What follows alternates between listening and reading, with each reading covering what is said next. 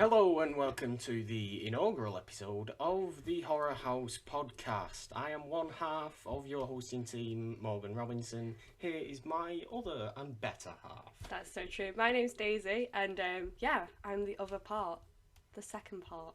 So this podcast is mainly going to be focusing, entirely going to be focusing on the horror genre. Who knows, it could go into books, TV series, whatever at some point, but primarily going to be focused on films. We thought we'd start off with a pretty big one. Yeah, a good one. Pretty big one to start off with.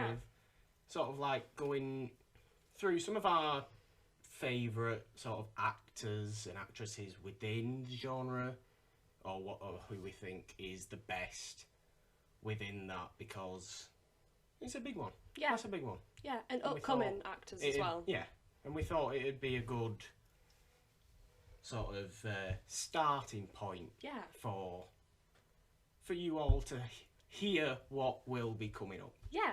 So, do you want to start us off? Let's start. Right. Okay. The thing is with me and Morgan is we're very different in our tastes. We are very, very different. Not in a nice way, in Yeah. a good way. Because go on. Morgan is more interested in classic horrors, older horrors, and I'm more about... Big up the 30s. Really? Big up the 30s. That deep, wow. 20s. I'll go 20s.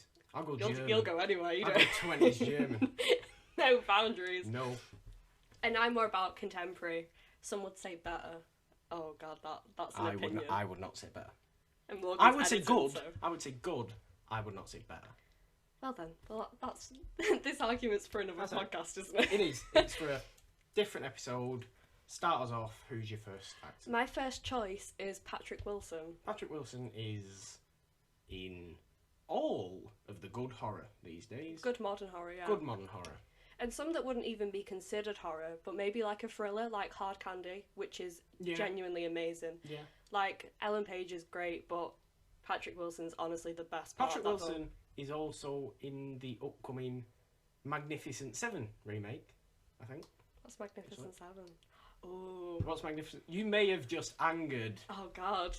about 4 of the 5 people I've alienated listening myself this. already. saying what's Magnificent Seven. But yeah, I think he's in that.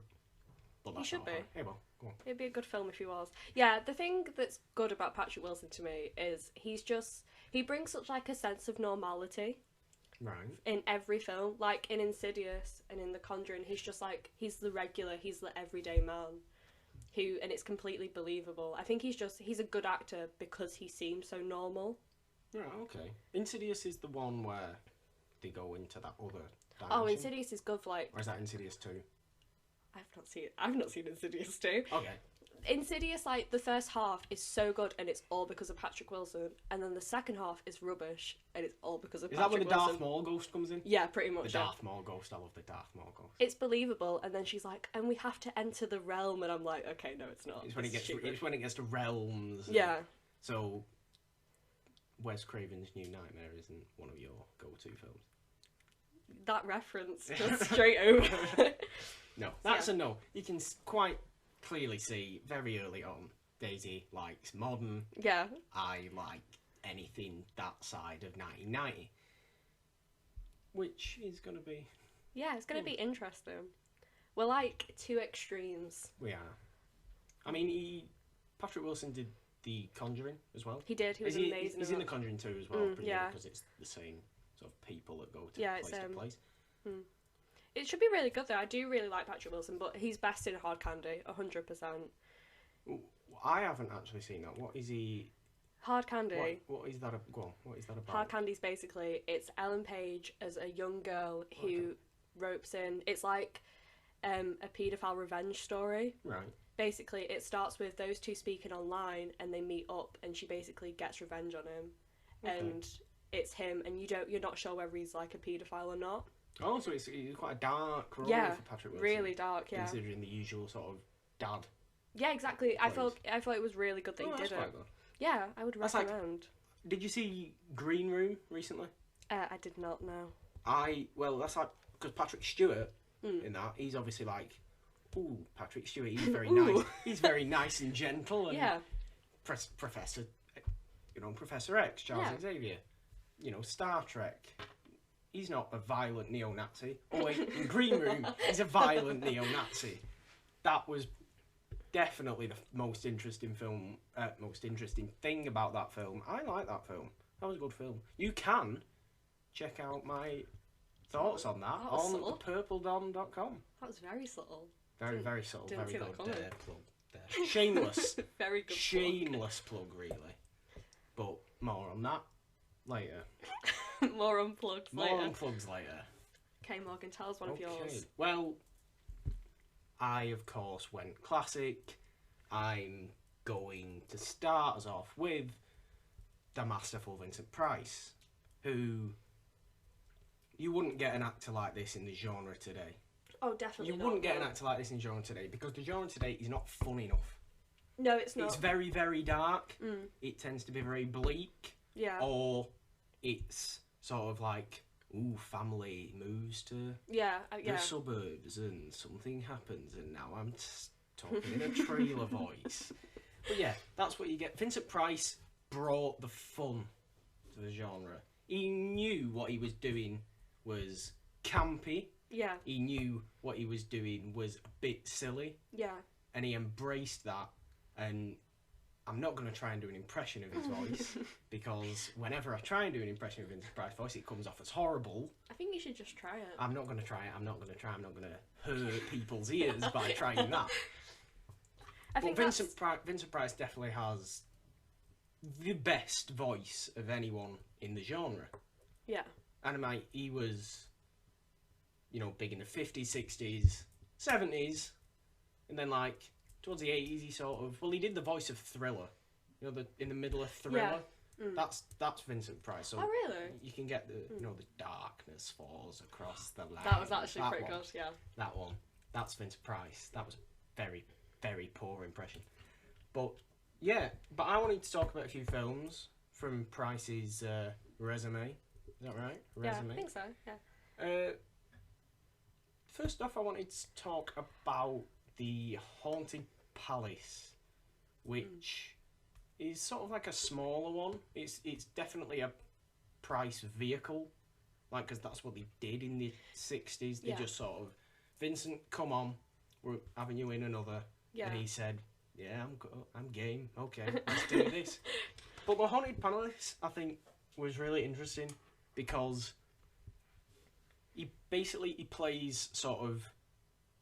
he plays two people, but it's the same person. Right, yeah.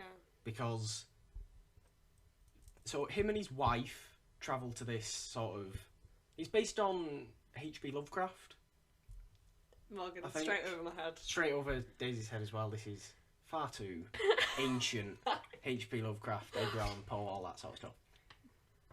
Yeah, it's based on that, I think, and it's one of them two.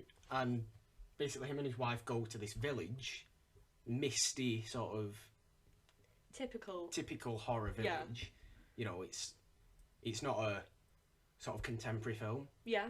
Even when it was it must be set in the 1800s some point, maybe early 1900s. But yeah, so they go to this village, and he's basically inherited this palace or this castle on the edge. Can see where this is going. Yeah. Yeah.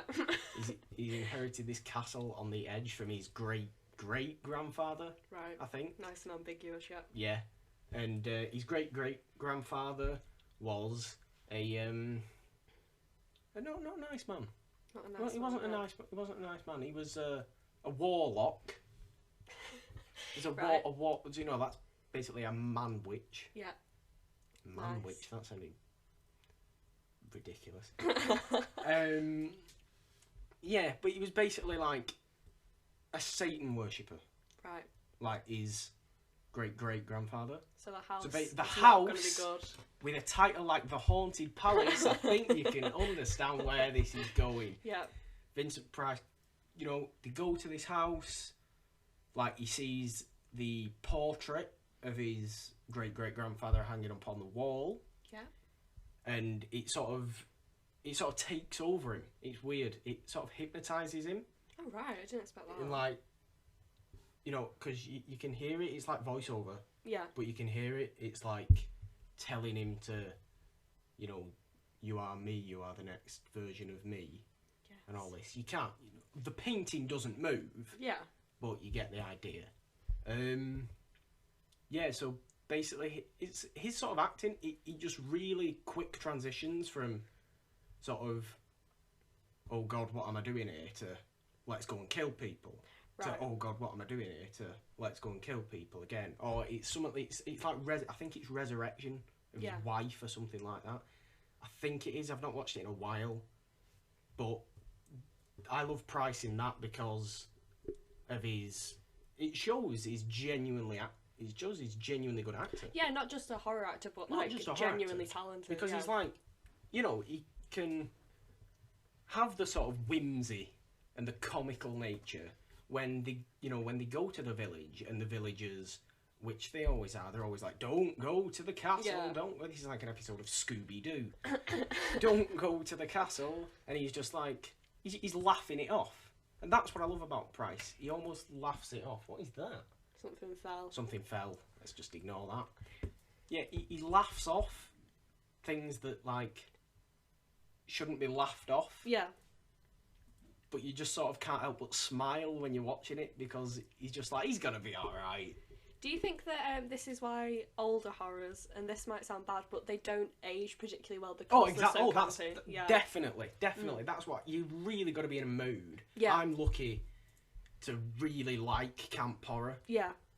I don't particularly. because it's just fun. Like, horror has to be fun for yeah, me. exactly. Yeah. Like, the better horrors, or the horrors that I prefer personally, are more of the fun. I can't think of a fun recent horror apart from like a horror comedy, like Yeah. Tucker and Dale. That's kind Yeah. of it. I mean, you got Ash versus Evil Dead, the Yeah. series. I mean, that comes off Evil Dead. That was a great horror comedy.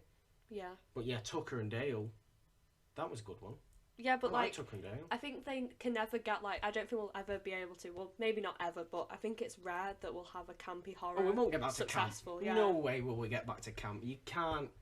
I don't. You don't. They don't make them like Vincent Price anymore. Yeah, exactly. Yeah. You can't. You're not gonna get an actor like Vincent Price anymore who can pull off camp, but who can pull off legitimately terrifying Yeah. in the exact same performance, and that's what he does in Haunted Palace. Okay, another one I did want to talk about was Witchfinder General. Have you Heard of seen it. Witchfinder General? Heard of She's this. heard of Witchfinder General. This is better. That's about as far as it goes. Witchfinder General. The story of Matthew Hopkins, the sort of 16th century witch hunter in the south yeah. of England. Yeah. Oh, wow. I think we watched this In film studies. in film study. This is a nice trivia fact. Me and Daisy took the same film studies course in college. Yeah, and the same media course. Basically the same. Basically, we did the same thing. Yeah. We don't now. Basically, we were in the same class essentially. Maybe Yeah. we weren't, but we were. That's where the friendship started. And that is where the friendship blossomed into this now podcast team. Yeah. So yeah, Witchfinder General. Like, I mean, it may not be historically accurate. Yeah. Because Matthew Hopkins, I believe, died when he was 26, and I think Price was like 59 when he played it. But it's like, it's brutal as hell. Yeah. It's horrible. Is it Like, like I a own- change from the campy? There's no camp at all. Yeah. I own a copy that has been sort of, it's remastered, but it's put all the stuff, all the scenes in that originally got it banned. Oh right, yeah. It's put all those scenes in, and they're lower quality than the rest of the film, so it doesn't edit well. The editing looks diabolical, but I mean, but then you realise, it says it on the back, you know, stuff's been put in. It's worth it though to see why it was banned. Definitely. 100%. I mean, that is like horrible. There's like gruesome stabbings, and for like 1969, or Yeah. I think it was 69, maybe 70.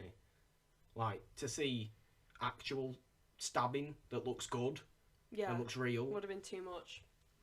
There's also rape in the film. Not by Vincent Price. Vincent Price is too nice to rape anyone, even when he's playing a murderous maniac. But his assistant does, so that's nice. Well then, this has taken a turn, hasn't it? It's It's graphic. I mean, it's not graphic. You don't see anything. It's It's just graphic vile. for 1969. Oh, it's horrendous for 1969. It's awful for 1969. Like Rosemary's Baby, the rape in that. I don't know if you've anyone seen that. Yeah. Where basically Satan himself, in a dream, but not in a dream, Yeah. rapes Mia Farrow. Hmm. It's like that. It's not as dreamlike, but it's like you see about as much as that in terms of like graphic. You don't need to see. I'm not one for like, oh, let's show everything. No, I don't want that. But I think you never have to show everything. You can be just as effective with with whatever you can do. Exactly. That's why it sounds bad, but some films that are so like obvious with the rape scenes aren't as effective because it's so in your face. Like if you do it so subtly, if you do it so subtly, you get a sort of uneasy feeling inside, and that is what you want. Yeah, 100%. That is what you want from that. But coming away from his weird rapey assistant, Price is terrifying in this. I was used to seeing Price in fun roles where he was a bit comical but a bit like, aha, I'm gonna kill you now.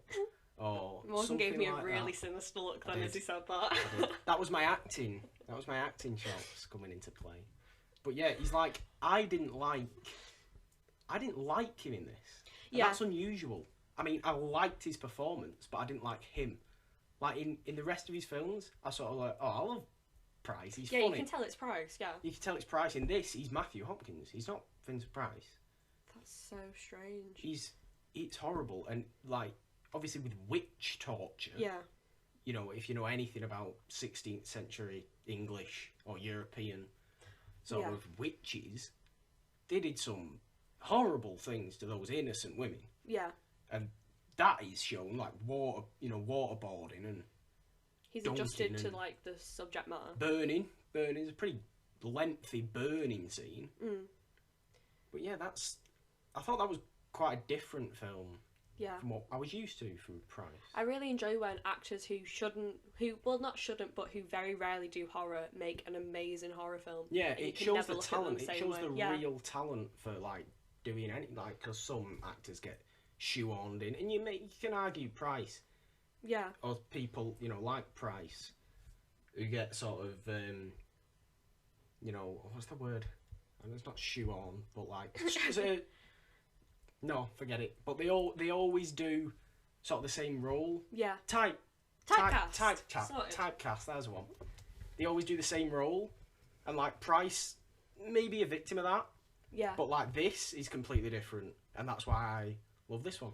I don't think it's easy to step into horror though. I think you can tell a good actor if they can do horror successfully, and even if they do 100 horrors, definitely, and if they just do one good one.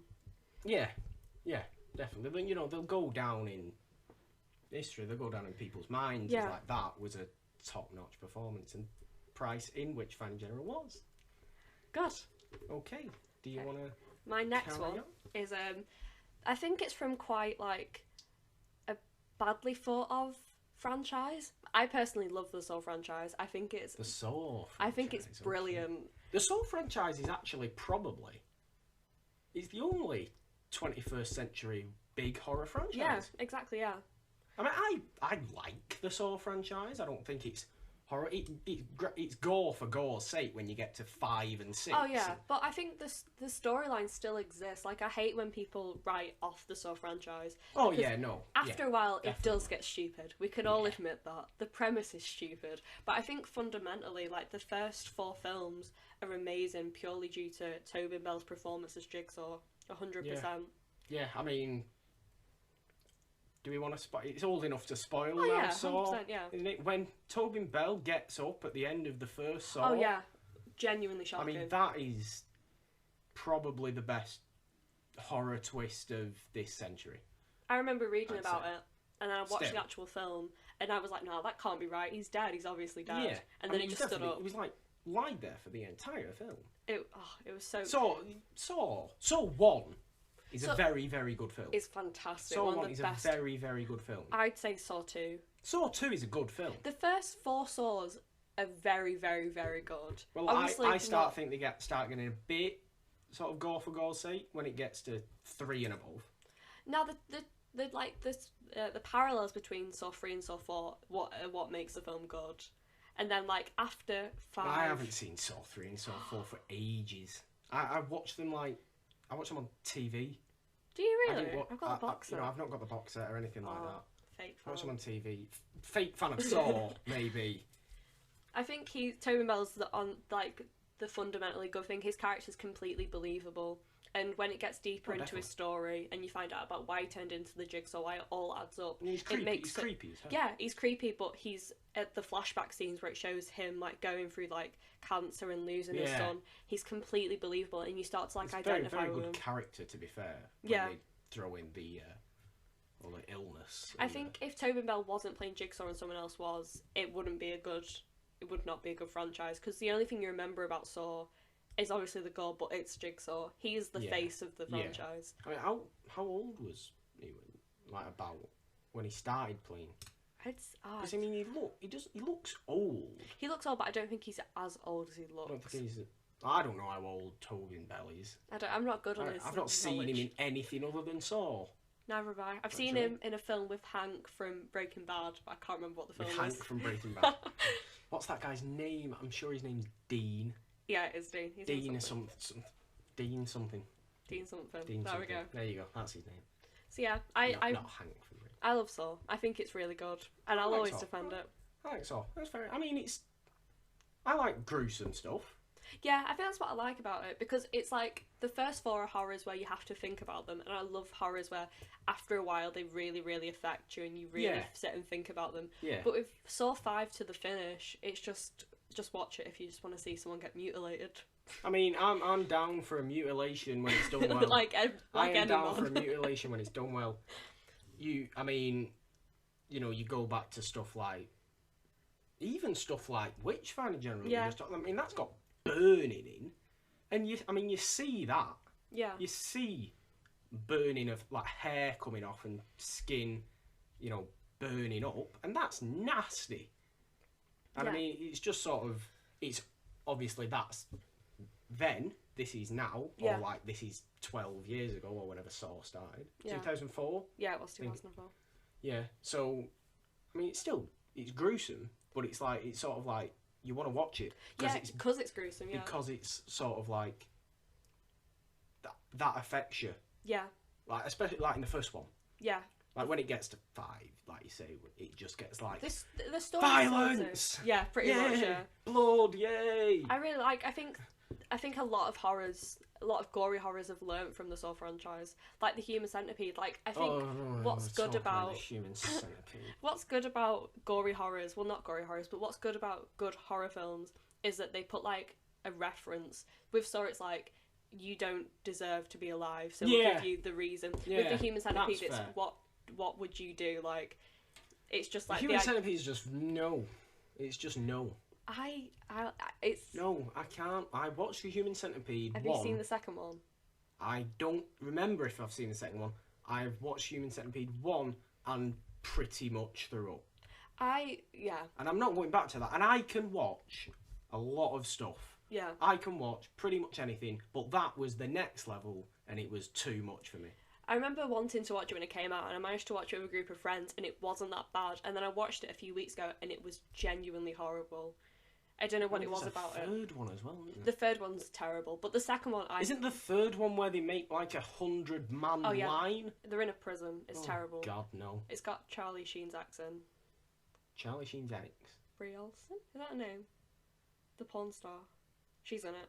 Oh, well, there you go.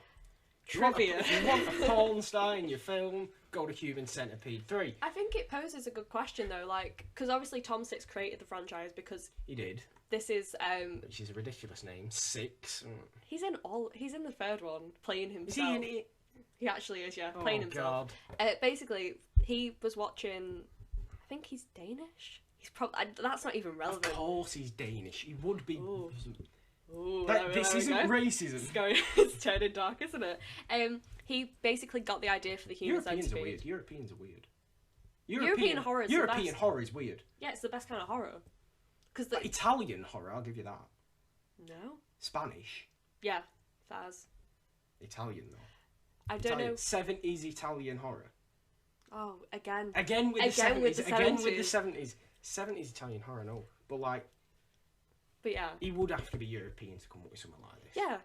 The idea was he was watching a newscast. He was watching a news program about a paedophile who'd been caught, and he basically was talking to his friends, and they were joking, and they said the best punishment would be putting him in a human centipede where he'd be in the middle and there'd be a fat truck driver in front of him and a child behind him. He said that'd be the best thing, and they decided to make a film from it. I can't even get my head around that. Yeah. Imagine just casually, like, if we were just watching, you know, BBC Tonight, and then we saw a paedophile and thought, I don't watch what BBC. Do you know what would be the best punishment for him? And then just made the human centipede fall. That is one bizarre mind. Yeah. Dark. Credit to him. He's got got a cult following from it. Exactly. The thing is about horror is the reason that it annoyed me that it got so much bad press. Obviously, it's scary. It's meant to be shocking. That's what horror is, fundamentally. It's meant to be shocking, and it's meant to scare you. I agree with that. Exactly. I agree with that. It works on that level. But I can't watch that. I can watch any sort of cannibal holocaust like video nasty from the 80s 70s, but I can't watch Human Centipede. It just makes me throw up. The worst bit about it is when she's got a drip in her arm and she pulls it out. No, that's the worst bit. No. Everyone I spoke to has said that's the worst bit. No. Oh no. The ending's so sad. Can anyone listening to this, can you tell how disgusted I am about this so-called franchise? So it's 3 films. It's a franchise now. I enjoy it. I think the second one is the best one, but it's too bleak. The second one's all in black and white. Too horrible. Set in all in black London. and white. Yeah. The only colour is the colour of poo hitting the wall. Lovely. And the colour of blood. Lovely. And that's only for a second. Well, that was a nice tangent to go There off. we go then. We were talking about Tobin Bell and the Saw franchise. We've now started talking about that disgusting piece of filth. Let's talk about some classics. Let's talk about some who's more your second classics. choice? Well, should I don't know. Should I stick with 50s, 60s, 70s, or should I go earlier? Go earlier. I'll go earlier. I'm going the 30s. I am wearing the appropriate t-shirt for this occasion. He's come decked out. I bought this at Universal Studios. Oh, did you? The Actually, horror It nights. was ridiculously dear. Yeah, worth it. It was very, very expensive. 100% worth it. It's like $30 for a t-shirt. It's ridiculous. But it looks good, Morgan. it's a phenomenal t-shirt, and it has on 2 of the greatest legends of the genre, Bela Lugosi and Boris Karloff. And of course, they played Dracula and Frankenstein's monster, respectively, in the 30s. But they did so much more than that in there. Yeah. They obviously you know them for Dracula. I've got a massive Dracula poster right behind us. Yeah. It's just Bela Lugosi's face covers the entire thing. I'm looking at it now. It's just a picture of him. It's just a picture of Bela Lugosi, but his sort of his demeanour as Dracula and as vampires and in whatever role he was in, because he did so much. Yeah. In the 30s, this is it's like Price was in the 60s. Is they just threw Karloff and Lugosi in to any sort of horror role, but they delivered every time, and that's just sign of quality because they loved what they were doing. Yeah. Clearly loved what they were doing because they did it so well. The horror, like the monsters now. They had to face the monsters. They're when you think of Dracula, you think of him with a Eastern European accent because of Bela Lugosi, because he was from Hungary and moved to America. Yeah. But I mean, there's been other great incarnations of Dracula, but none as but iconic. none like Lugosi. Not for me anyway. But I mean, yeah, that accent mixed with the sort of very high class sort of speech and way of going about himself. It is the epitome of Dracula. It's what you think of when you think of him. It's not terrifying. I'm not gonna lie. These 30s horror isn't scary. Yeah. But I mean, I don't think people now obviously you're not going to find that sort of stuff scary. But they're not supposed to. The They're not times have supposed to. changed. Yeah, exactly. You know, they're not going to find that sort of stuff scary, but they can appreciate what was going on then in Hollywood, how they made these things, Yeah. and it's actually, you know, done very sort of atmospherically well. It's really quite sort of gloomy. Yeah. If you look at Dracula 1931, it's really atmospherically done well. You know, all the mist, all the clouds, all the sort of wolf howlings. Or like, it might seem cliche now. But it was starting the. It was But it starting the cliche. I mean, it started the cliche, and if you start a cliche, you can't go wrong. Yeah, exactly. Because there's a reason it becomes a cliche, because people love it, so they do it over and over again to death. Yeah. And sadly, it's been done that by now. Have you heard of the new monster movie universe that Universal are doing? I read your blog post about it. On Yeah, I did do a blog post. I did another plug. I did do a post about that. Yeah, they're redoing the horror, sort of like the classic monsters. Just seems of the counteractive. 30s. Like, they put in Dracula in there, they put in the Mummy in there, they put in Frankenstein in there, they put in the Wolfman in there. You look personally hurt. I'm personally hurt. I mean, yeah, I want these films to be good. Yeah, I'm obviously, you're a going horror to fan. go and see Yeah. these films. I love these characters. But please don't ruin it. Please. Please, Universal. Do a This personal is a message to them. personal message to you. Please do not ruin those characters. Because I mean, they got Russell Crowe in. And Tom God. Cruise. They've got Russell Crowe Oh, Jesus. and Tom Cruise in The Mummy. Brilliant. That's gonna be good. Neither of them are playing the Mummy. Like, I forget who's playing the Mummy, but they're like in it. Well then. I don't know. I'm hoping that they're good. I But just don't I think they'll have ever be the so same. much nerves Yeah. surrounding it. But the reason those films are good is because you watch it, and now, like hindsight, now they look ridiculous because they've been done so much. But you have to watch them and They don't look think, ridiculous. this is I you don't think they who's look wearing they don't a look t-shirt ridiculous at all. dedicated to them. But They like, don't look ridiculous at all. for a modern audience, it's like Yeah, if you it's granted, way if you too showed it, stupid. if you showed it to a casual sort Film of watcher. 14-year-old Yeah. fan of movies, Mm. you know, who just goes and sees Captain America. They're probably just, ooh, that was a I really like Captain America Civil War. Captain America Civil War was excellent, but we're not talking about that. Yeah, moving on. Yeah, I don't know. I But I just think they're just going to ruin it, personally, because they'll try all new things, and it just won't be as good. And as well, it's impossible for them, because they'll always compare it to the originals. Exactly. That's They're going to in be a an major impossible problem for situation. them. And these originals are regarded as almost untouchable. Oh, yeah, definitely. In terms of sort of the style.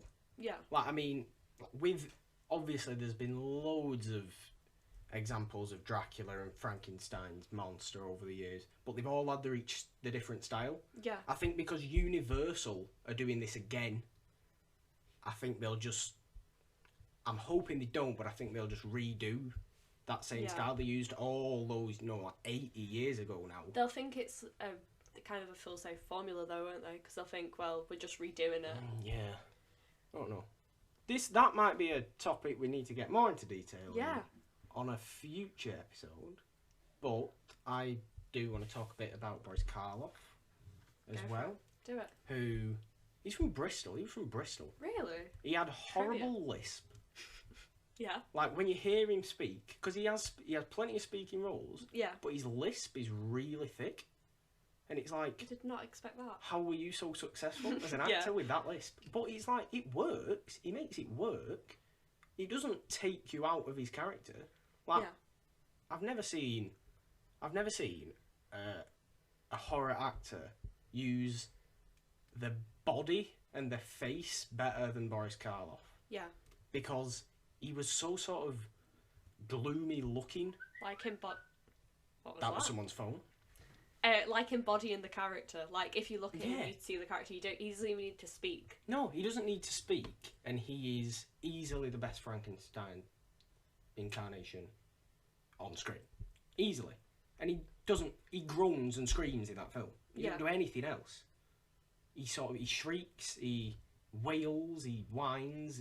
He makes all sorts of noises, And all manner of noise. but he doesn't say any words Yeah. because he's like technically 3 days old or something. Yeah. But anyway, yeah, there's just so much iconic shots, iconic scenes, his performance is iconic, as is Lugosi's as Dracula. They started it, didn't they? I mean, they they started did start it. They started the visual representation of the character as it is Well, today. not if you look at... Oh, obviously, like going back, but if you ask someone to picture Dracula or picture Frankenstein, definitely. they'd think of them without even realising. I was gonna bring up Nosferatu. Oh yeah, that's the first. But that's unofficial. Yeah. That was unofficial. That had no Didn't they get rights to it. sued for it? They were going to, Yeah. but like they didn't use any of the names Right. or any of the settings. But it was obviously the story of Dracula. Mhm. So it is technically the first official Dracula film, But unofficial. Lugosi's the first official Dracula film. Mhm.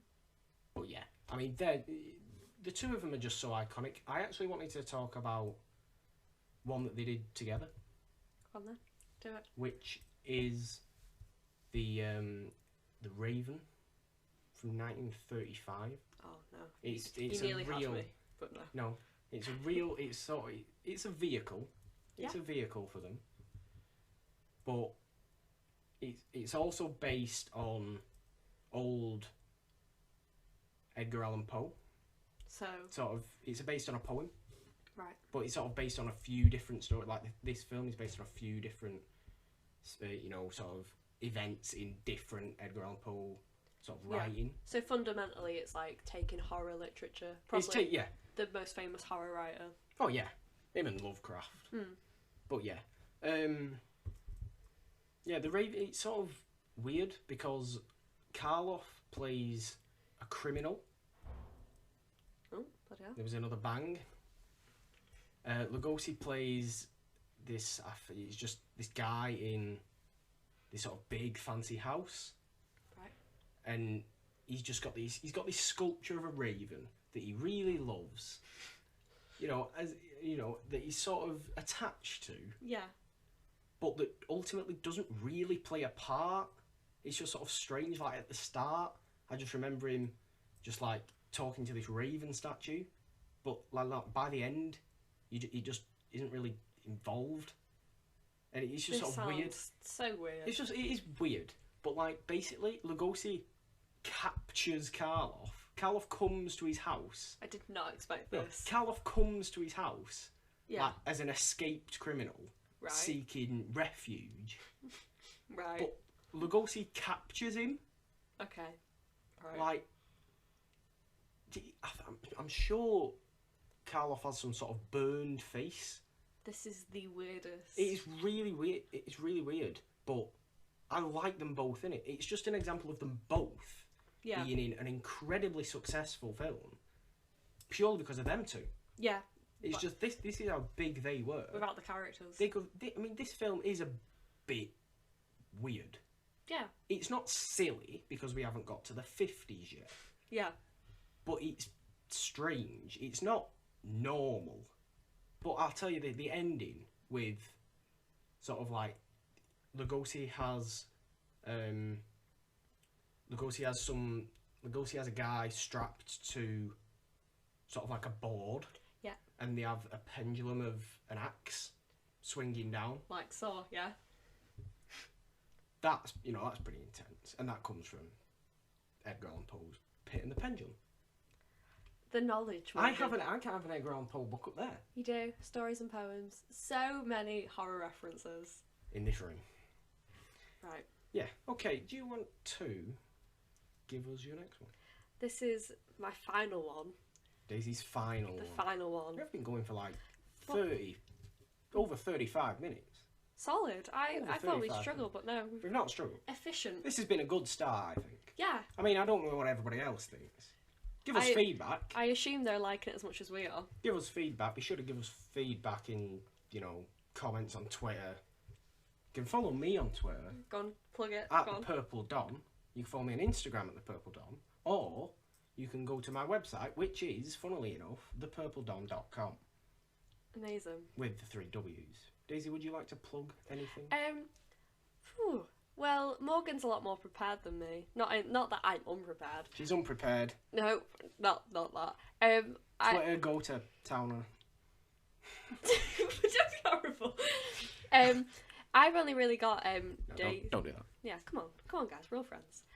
I've really only got Days the Unknown, which is a WordPress blog. Days is in D-A-I-S, and then the Daisy unknown. as in the flower. Yeah, but without the Y at the end. But without That's the how you Y. think of it. Because it's a reference from X the Unknown, the 1956 horror film. Okay. I've got references as well, and then that's the same name on Instagram. So that's my plugs for. That's Daisy's plug. So check her out there if you want to hear more of her ramblings. On check me out at mine if you want to hear any more of mine. This was perfectly timed plug, right? Okay. Mine is not like a traditional horror actress. I think she's going to come up and do more horror. So do I. Or she'll pan out into more things. But even if she never does horror again, her performance as Thomasin, it's Anya Taylor-Joy. I think that's how you pronounce it. And she plays Thomasin in Robert Eggers' The Witch. She plays Thomasin very, very, very well. The most Robert Eggers' incredible horror performance I'd say I've seen recently. Now, I mean, The Witch was divisive. Yeah. Have you seen, like, people's reviews on, like, there's some people that agree with us because we both absolutely loved Adored it. Thought it was the best absolutely loved it. I did literally think it was the best horror film I have seen in, maybe 6 years. Yeah, 100%. At least. It blew everything I thought was good. Better than The Conjuring, stuff Oh, like yeah. that. Because it was that's so slightly subtle. off my style. I think people who didn't enjoy it expected a completely different film. Yeah, but to be fair, I remember I walked into that screening when I went. I didn't know what to expect. I honestly, when I saw the trailer, because the Lad Bible, for some reason... Oh dear. The Lad Bible. If you don't know what the Lad Bible is, I don't know... You've led a good life if you don't know what it is. I don't know if it's a thing in America. I don't think... They've got the Lad Bible Australia, so if there's any Australian listeners... I don't know if the Lad Bible is a thing in America. It's based in Manchester, isn't it? If you know it. Is it? Yeah, it based here? is. They're always outside my uni, yeah. Wow. Facts. The Lad Bible shared it and said, is this... Because they're all Lad about Bibles clickbait. are really... I'd say misogynistic.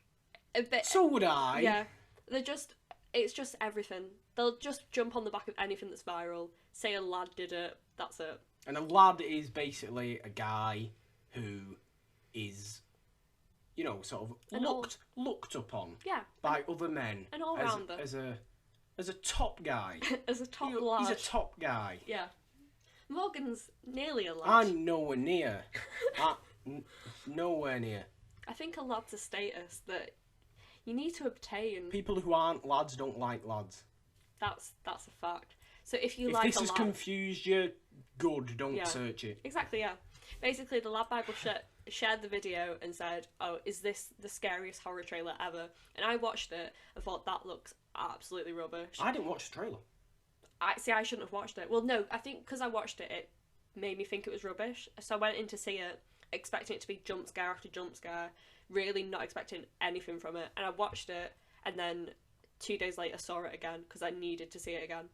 That's when you know it's good. Yeah, because you need to have like a first viewing and then a second viewing, because first viewing taking in information, and the second time I watched it, literally thought it was the scariest thing I've ever seen. I mean, I went off recommendations from like people, or like my trusted film sources, who seem to like it, and I just thought, yeah, I'm up for this. A good horror film. You don't get many of them these days. I'll go and see this. I was blown away. I thought it's hard to pinpoint the best part of the film. Obviously, Thomasin is fantastic, but every actor is so good, and it's It's worth noting. Not a bad performance. No, there's not. It's worth noting that only the family are the actors. There's a few actors at the start of the film, but they have like 2 seconds. There's like lines. that one in the woods who doesn't really do a lot. Yeah, exactly. Who's meant to be the most important character. Yeah. And well, they don't really do a lot. The film's amazing, and it's because the family's so good. It's because every performance... You really believe that family as well. Yeah. The thing is, you identify with them for a solid half of the film. You feel sorry for them. Well, you do. because you think, wow, how unlucky that this family is like lost everything, and then it just turns. It's fantastic. It's the best film. Really does have a dark turn to it. Yeah. Like halfway that sort of possession scene. Yeah. Do you know the one? It's weird that I remember watching that and I was just like, man, this is like it's intense. How, like, I think he was praying, wasn't it? It was how praying sounded so dark. So dark. How in horror, dark. literally, horror usually praying's just like, it's never effective, whereas this made the film so intense. That scene is so difficult to watch because it's just mounting. The film's all about pressure. Really, it is. It's about actresses and actors and the pressure mounts all the way through it. Do not go in expecting what you think of modern horror. Don't go into it never thinking about modern horror. Don't watch a trailer. If you haven't watched a trailer, don't watch a trailer. Go off this recommendation and just see it. Just watch it. I think that's why people, because in the cinema I went to, a lot of people didn't enjoy it because they expected it to be. I was in quite a quiet screening. Oh, there was loads of people at my screening, but I went with my uni group. But yeah, a lot of people came out of it thinking it was just. A lot of people didn't get it. Because, that's what I feel like people. Like, I'm not. This isn't like looking down on people. Oh no, 100%. But like the people that didn't like it, you know, fair enough. You didn't like it. Yeah. You know, forget about it, all that. But I don't think they truly understood I think the thing with the film is you need to 100% buy into the situation, because then if you buy into the situation and believe it, you believe the pressure, and then if you feel the pressure in you when you're watching the film, it's amazing. Whereas if you just watched it and lost interest in it like halfway through, you wouldn't care about it. And that's with any film, but particularly with this one, you need to buy into every single thing you see. And it's got one of the best quotes in modern horror. Yes, it does. That I know of on a t-shirt. Whisper that it I bought. I don't want to know. I don't want to do that. I don't want to creep everyone out. Yeah, that's true. If you've seen it, you'll probably know what I'm talking about. The film, it's the best use of religion in modern horror, and it's probably definitely easily the best apart use from The of Wicker religion. Man, it's probably the best religious-based horror film I've ever seen. Oh, I'd say Omen. I'd say The Omen, 1976. Yeah, I'd say that's Wicker Man's up there. Oh, Wicker Man. I mean, not the god-awful Nick Cage thing. I the proper that one. when I was younger. You do not love Nick Cage's When I was Wicker Man. like 13, that you know, was we're amazing. going to be talking about Wicker Man in a minute. Right, okay, we'll save that. So we'll save our discussion on Wicker Man. But yeah, that's up there. If Anya Taylor-Joy goes into horror again, or she doesn't go into horror again, She'll go places. She actually go will. places. It's amazing that that's the first film that Eggers has directed, because it's fantastic. It won. It won at Sundance. It won at Sundance. I knew it won at a festival. I was trying to think which one. Did he win at Sundance? I think he won. I'm not sure. Did he win Best Director at Sundance? Or Best First Time at Sundance? He probably did. The film was. I can't recommend it enough. I saw it with a boyfriend, and he screamed about halfway through, and then proceeded to leave the screening because he thought it was a bit too much. It was very, very bleak. It's very, very bleak. It's grim. The thing is, it's because it's family like you've never seen it in horror. Like Insidious. Not for years you haven't seen family like horror, this. like family is misused. So I mentioned this in my blog post. Days the Unknown. Another plug. I think that's because horror is so misused. Like family in horror is so misused. We see family as like a way, like an inspiration for the hero. Like they do it to protect the family, like Insidious. Yeah. They protect the family, The Conjuring. Whereas this is complete. This is like family hates each other. Literally, don't protect your family. Family will do anything to benefit themselves. Religion is over family in this film.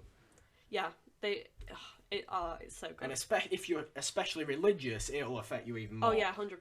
Yeah. Well, I'm not religious. Yeah, it's like The Exorcist. I don't know if it's because I watched it because obviously it's hailed as the scariest film of all time, but I think it's purely for a religious audience. The Omen. Religious people will be scared more by religious films, and that sounded really stupid in my head. But yeah. No, I understand that, but like religion, I mean, it plays such a big part in horror, doesn't it? Yeah. It's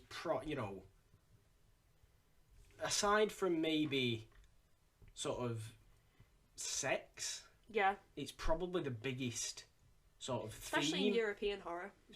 Definitely the biggest theme in horror. Yeah.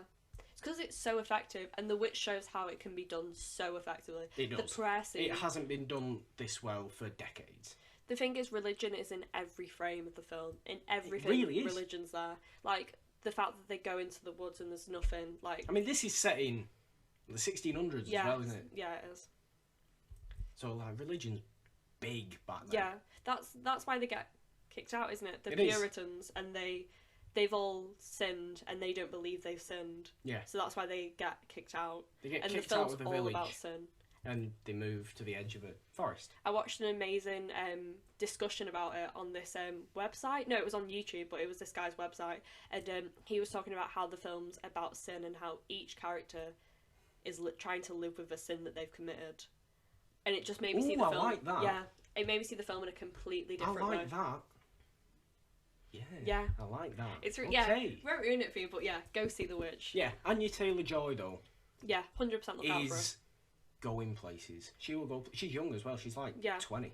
Yeah, because I honestly didn't. Because at the start, like Thomasin isn't look like the first shot of the film is of Thomasin, and I completely overlooked that until the final shot of the film. Like such a contrast if you look at them.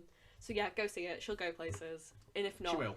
Her role as Thomasin is the best. It'll go down. performance. It'll go down. Yeah. Oh, or at least it should do. It should do. Like the reviews for Mark Commode, my favourite person, Mark Commode said he enjoyed the film but thought it was mismarketed. And I kind of agree, but kind of I didn't follow any of the marketing, so I wouldn't know. The poster's like, it's basically of Thomasin, and it's her back, and she's walking. And that... Right. Okay. I don't know. I just think the fact that it was mismarketed made the film even better. Yeah, because you didn't know what to expect. It's hard to market a film like that, though, because if you say it for what it is... Really, if you say it for what it is, people wouldn't have gone and watched It's a family of Puritans living in a forest. That's what it is. Why would you go see that? It's, on paper, it sounds boring as hell. Yeah. But it just isn't. It's just so sort of engrossing. Yeah. And it really gets you into it. It's and just how you feel it under your skin. Every sort of pain that each of the family members are going through at any point in the film. It's fun. It's amazing. It's the best horror. I'd say it's at the minute it's my favourite horror film I've ever seen because I could talk about it for hours. It's so good. I won't go that far. What is my favourite horror film I've ever seen? At the minute, but that changes. Like in 20 minutes, ask me and it'll be something else. Oh, fair enough. Okay. It was very, very good though. And if any of you watching out there have seen The Witch, and don't like The Witch, you've probably just turned out of this now. So, sorry. We've lost sorry, but we loved it. We loved it. It was we so did good. Love it. So, yeah. Okay.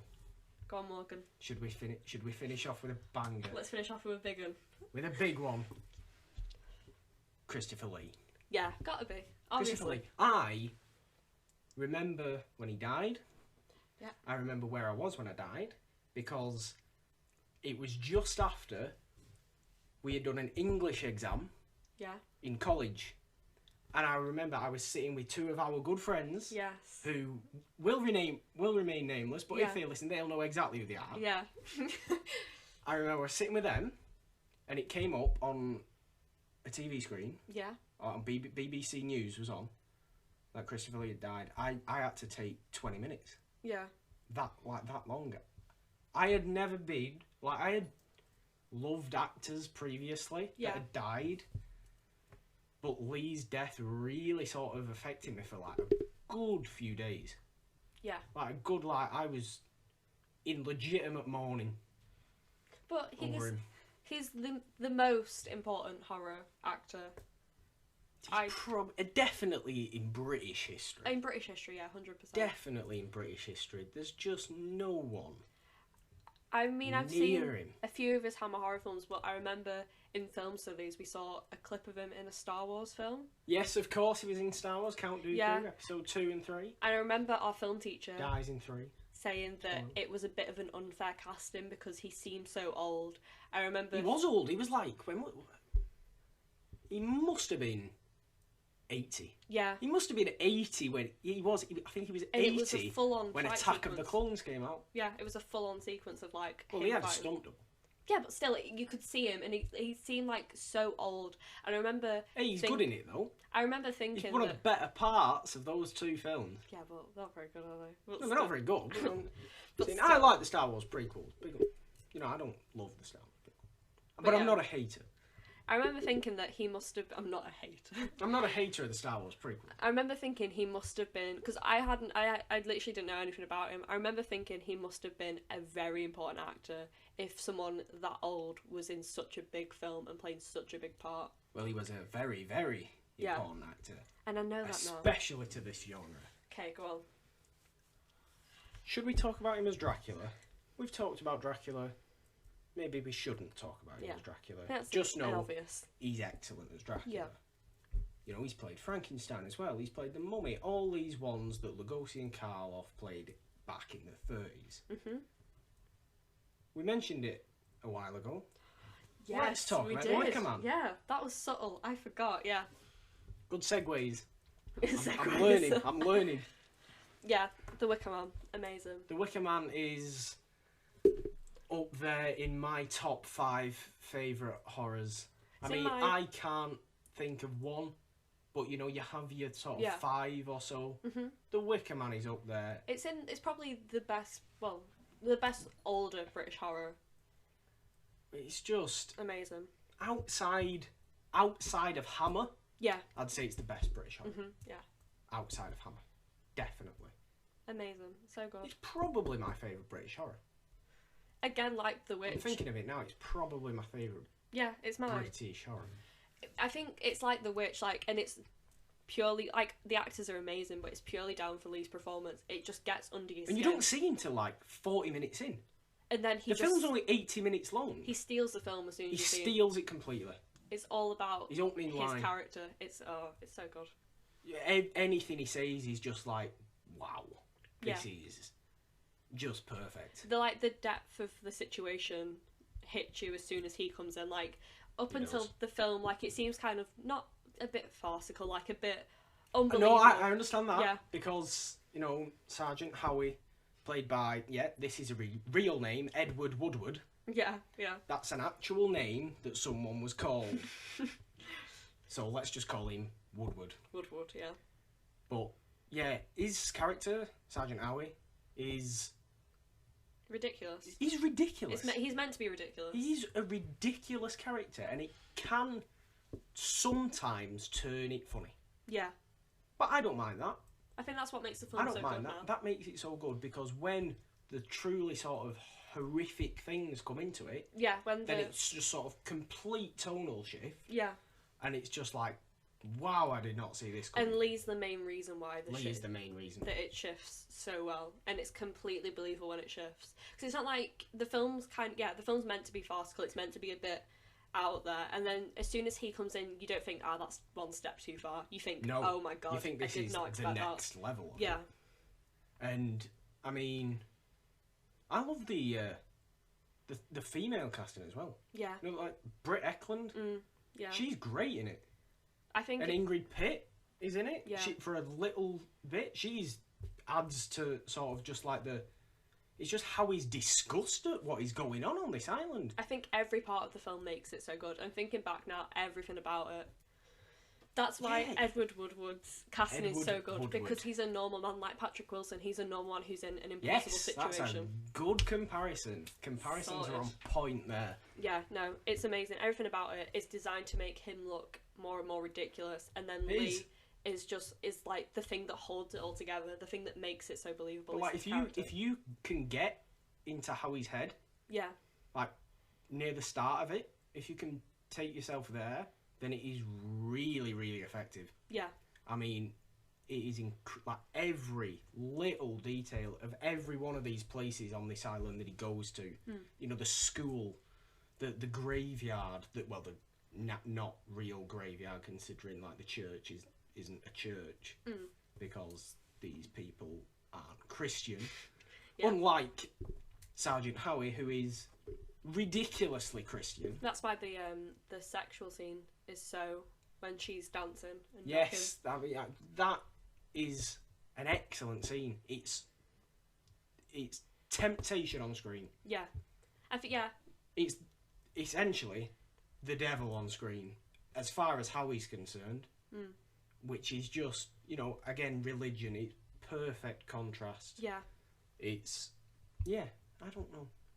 Yeah, no, he's the best part of the film. Woodward. No, or Lee. Like, Yeah, definitely. I mean, if not only for his clothing, yeah, with true. the ridiculous yellow turtleneck and the mad hair. Yeah, no, But a good way to Lee's definitely. a good way to end. That's a good one. No, I want to talk about some more. I want to talk about some more Lee. We have been going for quite a while now. Yeah. We're going for an hour now, but you know, this is the start. This is the beginning. This is the first episode. Yeah. Let's make it slightly longer than maybe the other ones will be. Because there's so much to say. Because there's so much stuff. Go on. Lee. For Lee, I'm going more Lee. More Lee. More Lee. About Lee. Well, actually, I don't think a conversation about Lee would be finished without a mention of Peter Cushing. Go on. Who is another legend of British horror. Hammer staple. He was also in Star Wars. Who was in he? one of them. He was Grand Moff Tarkin in the first one. Yeah. In Star Wars, 1977. And and that was a weird casting as well. Like, if you think about that, when Peter Cushing was cast in that, like, obviously that was like 20 years before we were born. Yeah. But it's like, that must have been strange to people. Yeah. Because they'd been used to seeing him in, you know, all these, you know, because he was Van Helsing to Lee's Dracula. I think that's what's so good about You know, and stuff like that. He always played the good guy to Lee's bad. Yeah, a dynamic. To Lee's villain in these Hammer films. Or often, sometimes he got his own sort of calling as the villain. And he was a creepy actor when he did that. Yeah. I don't know, there's something about his face. Hammer or Star Wars? No, like when he did, like, his villainous Oh, right, yeah, thing. When Peter Cushing did his villain roles in Hammer, yeah, he was creepy. And he was great. But then, you know, he was more sort of the hero to, you know, sort of the good guy hero to Lee's more brooding, sort of dark villain, basically. But Peter Cushing's great, and there was one film that it's like, it's from 1983, and it actually stars Lee Cushing and Vincent Price. And I think it's the only one they were all in together. Yeah. And I love it. What's it called? If not only for that, it's called House of the Long Shadows. Yeah. And it is ridiculous. Brilliant, yeah. It is ridiculous. But it is... Is that what's so good about it? Yeah. That's what I mean, like, we were talking about before, campy horror is so it's good. It's campy to an extent, but then, like the ending is just, like, I don't know, I think I might have been in some sort of weird mood when I saw this film, but I loved the ending. How did it end? Like, it was a twist. Yeah. I'm not going to spoil it. Right. Like, I know it's, like, how old. Will you tell me after? I'm not going to spoil it. I'll tell you after. Yeah. But I'm not going to spoil it. But the ending it was very weird, but it sort of, and it didn't make sense, but yet it sort of did. Mm-hmm. And it was just like, wow, wasn't expecting that. Yeah. I'm happy it ended like that. And, I mean, like, they all look really old in it. Yeah. I mean, Lee doesn't look old because you're used to seeing him in Lord of the Rings and Star Wars when he is very old. Yeah. But Cushing looks near death. Even Price looks old. Getting on, yeah.